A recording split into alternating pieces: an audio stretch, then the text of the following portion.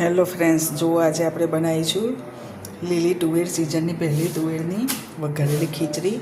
મિત્રો, અમારે ત્યાં અવારનવાર સિઝનમાં તુવેરો ચાલુ થાય એટલે આ ખીચડી બનતી જ હોય છે. ખૂબ જ ટેસ્ટી એવી લાગે છે. નાના મોટા સૌની ફેવરિટ છે. તો એને આપણે સર્વિંગ કરી લઈએ.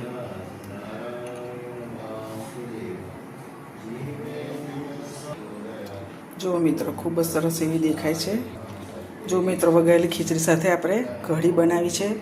સિઝનની ઓંબામણ અને એ છે લીલી તુવેર ખૂબ જ સરસ આવી ગઈ છે વાડીની.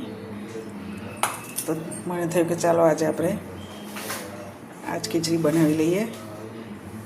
કઢી પણ ખાટી મીઠી ગુજરાતી સ્ટાઇલ બની ગઈ છે. તો તમે પણ પ્રોગ્રામમાં, વાડીના પ્રોગ્રામમાં આ બનાવી શકો છો. ઘેર પણ બની શકે છે. નાના મોટા બાળકોને ખૂબ જ એવી ભાવે છે. સોરી મિત્રો, હું ઉપરથી ધાણા સ્પ્રિંકલ કરવાનું ભૂલી ગઈ.